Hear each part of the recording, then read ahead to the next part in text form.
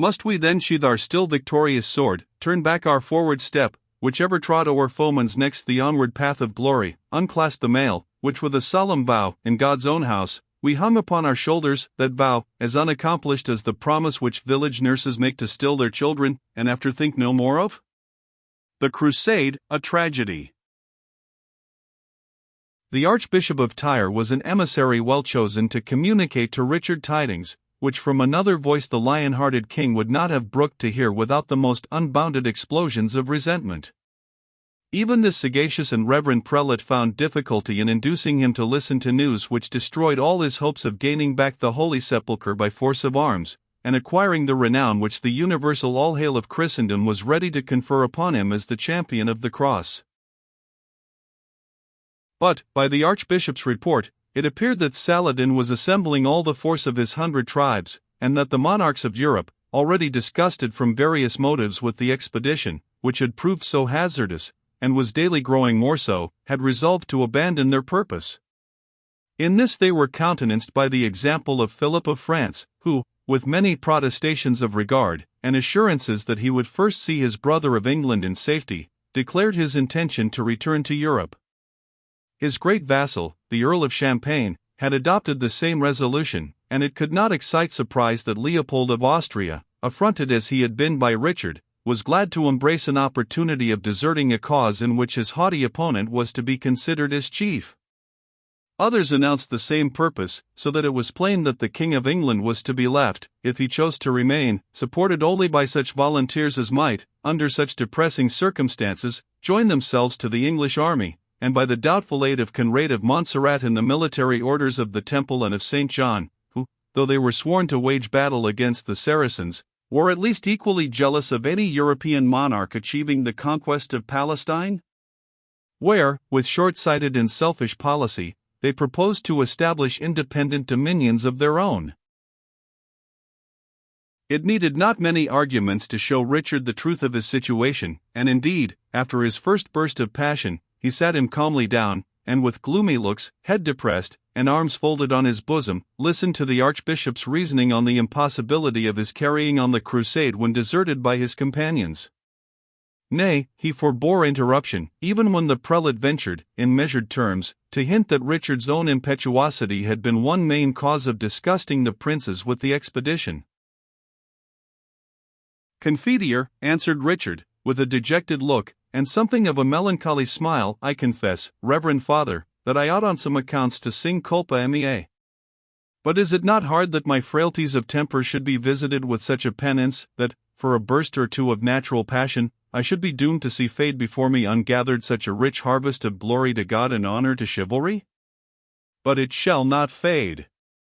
By the soul of the conqueror, I will plant the cross on the towers of Jerusalem, or it shall be planted over Richard's grave." "Thou mayest do it," said the prelate, "yet not another drop of Christian blood be shed in the quarrel." "Ah, you speak of compromise, Lord Prelate, but the blood of the infidel hounds must also cease to flow," said Richard. "There will be glory enough," replied the Archbishop, "in having extorted from Saladin, by force of arms, and by the respect inspired by your fame, such conditions as at once restore the Holy Sepulchre, open the Holy Land to pilgrims, secure their safety by strong fortresses, and, stronger than all, assure the safety of the Holy City, by conferring on Richard the title of King Guardian of Jerusalem." "How?" said Richard, his eyes sparkling with unusual light. I, the King Guardian of the Holy City. Victory itself, but that it is victory, could not gain more, scarce so much, when won with unwilling and disunited forces. But Saladin still proposes to retain his interest in the Holy Land? "As a joint sovereign, the sworn ally," replied the prelate, "of the mighty Richard, his relative, if it may be permitted, by marriage." "By marriage," said Richard, surprised, yet less so than the prelate had expected. "Ha, Edith Plantagenet. Did I dream this? Or did someone tell me? My head is still weak from this fever, and has been agitated. Was it the Scot, or the Hakim, or yonder holy hermit, that hinted such a wild bargain?" "The hermit of Engaddi, most likely," said the archbishop, "for he hath toiled much in this matter, and since the discontent of the princes has become apparent, and a separation of their forces unavoidable, he hath had many consultations, both with Christian and pagan, for arranging such a pacification as may give to Christendom, at least in part, the objects of this holy warfare." "My kinswoman to an infidel, ha!" exclaimed Richard, as his eyes began to sparkle. The prelate hastened to avert his wrath. "The Pope's consent must doubtless be first attained, and the holy hermit, who is well known at Rome, will treat with the Holy Father." "How, without our consent first given?" said the king. "Surely no," said the bishop, in a quieting and insinuating tone of voice, "only with and under your especial sanction." "My sanction to marry my kinswoman to an infidel," said Richard, yet he spoke rather in a tone of doubt than as distinctly reprobating the measure proposed. "Could I have dreamed of such a composition when I leaped upon the Syrian shore from the prow of my galley, even as a lion springs on his prey? And now, but proceed, I will hear with patience." Equally delighted and surprised to find his task so much easier than he had apprehended, the archbishop hastened to pour forth before Richard the instances of such alliances in Spain, not without countenance from the Holy See, the incalculable advantages which all Christendom would derive from the union of Richard and Saladin by a bond so sacred, and, above all, he spoke with great vehemence and unction on the probability that Saladin would, in case of the proposed alliance, exchange his false faith for the true one. "Hath the Soldan shown any disposition to become Christian?" said Richard. "If so, the king lives not on earth to whom I would grant the hand of a kinswoman, or sister, sooner than to my noble Saladin, though the one came to lay crown and scepter at her feet, and the other had nothing to offer but his good sword and better heart." "Saladin hath heard our Christian teachers," said the bishop, somewhat evasively, "my unworthy self, and others, and as he listens with patience, and replies with calmness, it can hardly be but that he be snatched as a brand from the burning. Magna est veritas, et prevalebit." Moreover, the hermit of Engaddi, few of whose words have fallen fruitless to the ground, is possessed fully with the belief that there is a calling of the Saracens and the other heathen approaching, to which this marriage shall be matter of induction. He readeth the course of the stars, and dwelling, with maceration of the flesh, in those divine places which the saints have trodden of old, the spirit of Elijah the Tishbite, the founder of his blessed order, hath been with him as it was with the prophet Elisha, the son of Shaphat, when he spread his mantle over him. King Richard listened to the prelate's reasoning with a downcast brow and a troubled look. "I cannot tell," he said, "how it is with me, but methinks these cold counsels of the princes of Christendom have infected me too with a lethargy of spirit. The time hath been that, had a layman proposed such alliance to me, I had struck him to earth; if a churchman, I had spit at him as a renegade and priest of Baal, yet now this counsel sounds not so strange in mine ear. For why should I not seek for brotherhood and alliance with a Saracen, brave, just, generous, who loves and honors a worthy foe, as if he were a friend, whilst the princes of Christendom shrink from the side of their allies, and forsake the cause of heaven and good knighthood? But I will possess my patience, and will not think of them. Only one attempt will I make to keep this gallant brotherhood together, if it be possible, and if I fail, Lord Archbishop, we will speak together of thy counsel, which, as now, I neither accept nor altogether reject. When we to the council, my lord, the hour calls us. Thou sayest Richard is hasty and proud, thou shalt see him humble himself like the lowly broom plant from which he derives his surname." With the assistance of those of his privy chamber, the king then hastily robed himself in a doublet and mantle of a dark and uniform color, and without any mark of regal dignity, excepting a ring of gold upon his head, he hastened with the Archbishop of Tyre to attend the council, which waited but his presence to commence its sitting. The pavilion of the council was an ample tent, having before it the large banner of the cross displayed, and another, on which was portrayed a female kneeling, with dishevelled hair and disordered dress, meant to represent the desolate and distressed Church of Jerusalem, and bearing the motto, Afflicti sponsi eni obliviscaris. Warders, carefully selected, kept everyone at a distance from the neighborhood of this tent, lest the debates, which were sometimes of a loud and stormy character, should reach other ears than those they were designed for. Here, therefore, the princes of the crusade were assembled awaiting Richard's arrival. And even the brief delay which was thus interposed was turned to his disadvantage by his enemies, various instances being circulated of his pride and undue assumption of superiority, of which even the necessity of the present short pause was quoted as an instance. Men strove to fortify each other in their evil opinion of the King of England, and vindicated the offence which each had taken, by putting the most severe construction upon circumstances the most trifling, and all this, perhaps, because they were conscious of an instinctive reverence for the heroic monarch, which it would require more than ordinary efforts to overcome. They had settled, accordingly, that they should receive him on his entrance with slight notice, and no more respect than was exactly necessary to keep within the bounds of cold ceremonial. But when they beheld that noble form, that princely countenance, somewhat pale from his late illness, the eye which had been called by minstrels the bright star of battle and victory, when his feats, almost surpassing human strength and valor, rushed on their recollection, the council of princes simultaneously arose. Even the jealous King of France and the sullen and offended Duke of Austria arose with one consent, and the assembled princes burst forth with one voice in the acclamation, "God save King Richard of England! Long life to the valiant Lion's Heart!"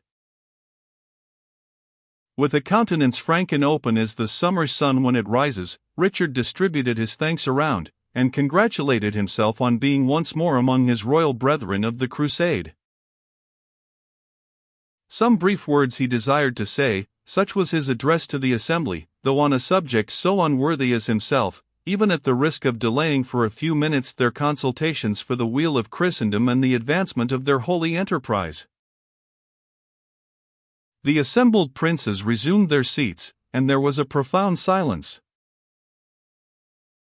"This day," continued the King of England, "is a high festival of the Church, and it well becomes Christian men, at such a tide, to reconcile themselves with their brethren, and confess their faults to each other. Noble princes and fathers of this holy expedition, Richard is a soldier, his hand is ever readier than his tongue, and his tongue is but too much used to the rough language of his trade. But do not, for Plantagenet's hasty speeches and ill-considered actions, forsake the noble cause of the redemption of Palestine. Do not throw away earthly renown and eternal salvation, to be won here if ever they can be won by man, because the act of a soldier may have been hasty, and his speech as hard as the iron which he has worn from childhood. Is Richard in default to any of you? Richard will make compensation both by word and action. Noble brother of France, have I been so unlucky as to offend you? The majesty of France has no atonement to seek from that of England," answered Philip, with kingly dignity, accepting, at the same time, the offered hand of Richard, "and whatever opinion I may adopt concerning the prosecution of this enterprise will depend on reasons arising out of the state of my own kingdom, certainly on no jealousy or disgust at my royal and most valorous brother." "Austria," said Richard, walking up to the Archduke, with a mixture of frankness and dignity, while Leopold arose from his seat, as if involuntarily, and with the action of an automaton, whose motions depended upon some external impulse. "Austria thinks he hath reason to be offended with England, England, that he hath cause to complain of Austria. Let them exchange forgiveness, that the peace of Europe and the concord of this host may remain unbroken. We are now joint supporters of a more glorious banner than ever blazed before an earthly prince, even the banner of salvation. Let not, therefore, strife be betwixt us for the symbol of our more worldly dignities, but let Leopold restore the pennon of England if he has it in his power, and Richard will say, though from no motive save his love for Holy Church, that he repents him of the hasty mood in which he did insult the standard of Austria." The Archduke stood still, sullen and discontented, with his eyes fixed on the floor, and his countenance lowering with smothered displeasure, which awe, mingled with awkwardness, prevented his giving vent to in words. The Patriarch of Jerusalem hastened to break the embarrassing silence, and to bear witness for the Archduke of Austria that he had exculpated himself, by a solemn oath, from all knowledge, direct or indirect, of the aggression done to the banner of England. "Then we have done the noble Archduke the greater wrong," said Richard, "and craving his pardon for imputing to him an outrage so cowardly, we extend our hand to him in token of renewed peace and amity. But how is this? Austria refuses our uncovered hand, as he formerly refused our mailed glove? What? Are we neither to be his mate in peace nor his antagonist in war? Well, let it be so. We will take the slight esteem in which he holds us as a penance for aught which we may have done against him in heat of blood, and will therefore hold the account between us cleared."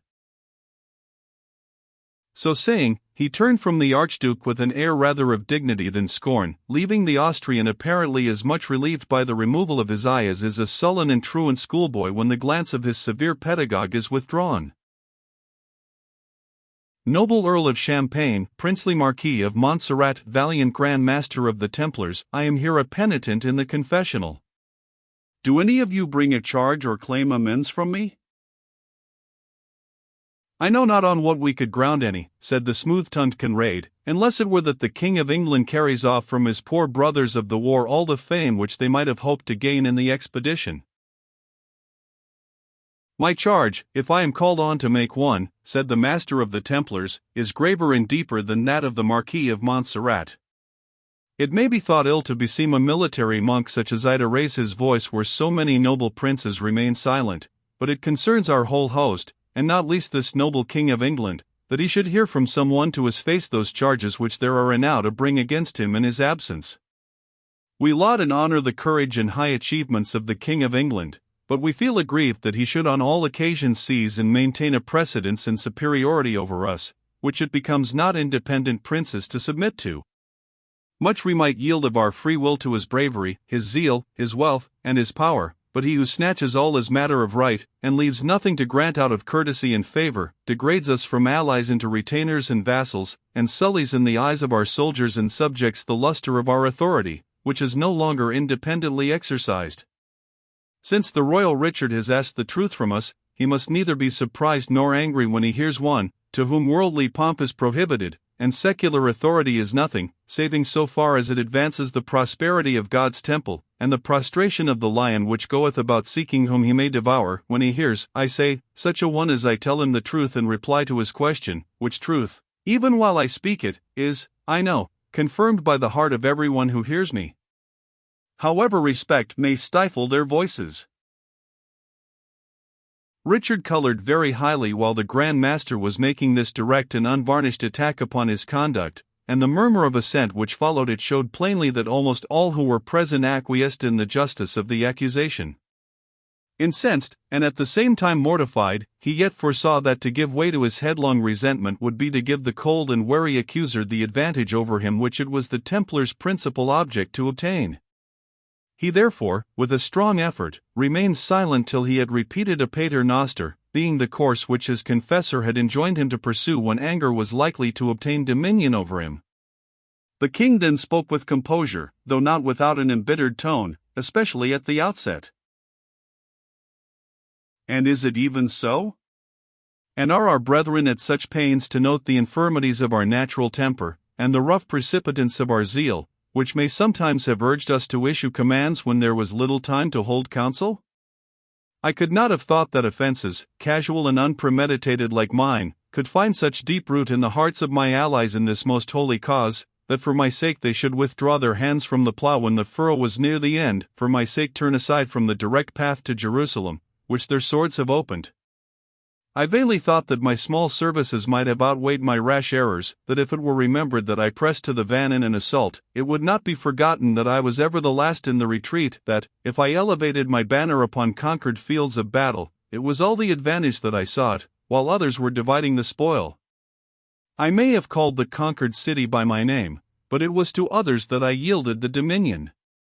If I have been headstrong in urging bold counsels, I have not, methinks, spared my own blood or my people's in carrying them into as bold execution, or if I have, in the hurry of march or battle, assumed a command over the soldiers of others, such have been ever treated as my own when my wealth purchased the provisions and medicines which their own sovereigns could not procure. But it shames me to remind you of what all but myself seem to have forgotten. Let us rather look forward to our future measures, and believe me, brethren," he continued, his face kindling with eagerness, "you shall not find the pride, or the wrath, or the ambition of Richard a stumbling block of offense in the path to which religion and glory summon you as with the trumpet of an archangel. Oh, no, no. Never would I survive the thought that my frailties and infirmities had been the means to sever this goodly fellowship of assembled princes. I would cut off my left hand with my right, could my doing so attest my sincerity. I will yield up, voluntarily, all right to command in the host, even mine own liege subjects. They shall be led by such sovereigns as you may nominate, and their king, ever but too apt to exchange the leader's baton for the adventurer's lance, will serve under the banner of Beaucent among the Templars, aye, or under that of Austria, if Austria will name a brave man to lead his forces. Or if ye are yourselves weary of this war, and feel your armor chafe your tender bodies, leave but with Richard some 10 or 15,000 of your soldiers to work out the accomplishment of your vow, and when Zion is won, he exclaimed, waving his hand aloft, as if displaying the standard of the cross over Jerusalem, when Zion is won, we will write upon her gates, not the name of Richard Plantagenet, but of those generous princes who entrusted him with the means of conquest. The rough eloquence and determined expression of the military monarch at once roused the drooping spirits of the Crusaders, reanimated their devotion, and, fixing their attention on the principal object of the expedition, made most of them who were present blush for having been moved by such petty subjects of complaint as had before engrossed them. I caught fire from eye, voice lent courage to voice. They resumed, as with one accord, the war cry with which the sermon of Peter the Hermit was echoed back, and shouted aloud, "Lead us on, gallant Lion's Heart, none so worthy to lead where brave men follow. Lead us on, to Jerusalem, to Jerusalem. It is the will of God, it is the will of God. Blessed is he who shall lend an arm to its fulfillment." The shout, so suddenly and generally raised, was heard beyond the ring of sentinels who guarded the pavilion of council, and spread among the soldiers of the host, who, inactive and dispirited by disease and climate, had begun, like their leaders, to droop in resolution, but the reappearance of Richard in renewed vigor, and the well-known shout which echoed from the assembly of the princes, at once rekindled their enthusiasm, and thousands and tens of thousands answered with the same shout of "Zion, Zion! War, war! Instant battle with the infidels! It is the will of God, it is the will of God!"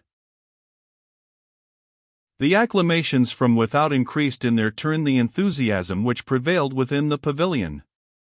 Those who did not actually catch the flame were afraid, at least for the time, to seem colder than others. There was no more speech except of a proud advance towards Jerusalem upon the expiry of the truce, and the measures to be taken in the meantime for supplying and recruiting the army. The council broke up, all apparently filled with the same enthusiastic purpose, which, however, soon faded in the bosom of most, and never had an existence in that of others. Of the latter class were the Marquis Conrade and the Grand Master of the Templars, who retired together to their quarters ill at ease, and malcontent with the events of the day. "I ever told it to thee," said the latter, with the cold, sardonic expression peculiar to him, "that Richard would burst through the flimsy wiles you spread for him, as would a lion through a spider's web. Thou sayest he has but to speak, and his breath agitates these fickle fools as easily as the whirlwind catcheth scattered straws, and sweeps them together, or disperses them at its pleasure." "When the blast has passed away," said Conrade, "the straws, which it made dance to its pipe, will settle to earth again." "But knowest thou not besides," said the Templar, "that it seems, if this new purpose of conquest shall be abandoned and pass away, and each mighty prince shall again be left to such guidance as his own scanty brain can supply, Richard may yet probably become king of Jerusalem by compact, and establish those terms of treaty with the Soldan which thou thyself thoughtst him so likely to spurn at?" "Now, by Mahound and Termagant, for Christian oaths are out of fashion," said Conrade, "sayest thou the proud King of England would unite his blood with a heathen Soldan? My policy threw in that ingredient to make the whole treaty an abomination to him. As bad for us that he become our master by an agreement, as by victory. Thy policy hath ill-calculated Richard's digestion," answered the Templar. "I know his mind by a whisper from the Archbishop. And then thy masterstroke respecting yonder banner, it has passed off with no more respect than 2 cubits of embroidered silk merited. Marquis Conrade, thy wit begins to halt. I will trust thy fine-spun measures no longer, but will try my own. Knowest thou not the people whom the Saracens call Charegites? Surely, answered the Marquis, they are desperate and besotted enthusiasts, who devote their lives to the advancement of religion, somewhat like Templars, only they are never known to pause in the race of their calling. Jest not, answered the scowling monk. Know that one of these men has set down in his bloody vow the name of the island emperor yonder, to be hewn down as the chief enemy of the Moslem faith. A most judicious paynim, said Conrad. May Muhammad send him his paradise for a reward. He was taken in the camp by one of our squires, and in private examination frankly avowed his fixed and determined purpose to me, said the Grand Master. Now the heavens pardon them who prevented the purpose of this most judicious Charegite, answered Conrad. He is my prisoner, added the Templar, and secluded from speech with others, as thou mayest suppose, but prisons have been broken. Chains left unlocked, and captives have escaped, answered the Marquis. It is an ancient saying, no sure dungeon but the grave. When loose, he resumes his quest, continued the military priest, for it is the nature of this sort of bloodhound never to quit the suit of the prey he has once scented. Say no more of it, said the Marquis, I see thy policy, it is dreadful, but the emergency is imminent. I only told thee of it, said the Templar, that thou mayest keep thyself on thy guard, for the uproar will be dreadful, and there is no knowing on whom the English may vent their rage. Aye, and there is another risk. My page knows the counsels of this Charegite, he continued, and, moreover, he is a peevish, self-willed fool, whom I would I were rid of, as he thwarts me by presuming to see with his own eyes, not mine. But our holy order gives me power to put a remedy to such inconvenience. Or stay, the Saracen may find a good dagger in his cell, and I warrant you he uses it as he breaks forth, which will be of a surety so soon as the page enters with his food. It will give the affair a color, said Conrad, and yet. Yet and but, said the Templar, are words for fools, wise men neither hesitate nor retract, they resolve and they execute.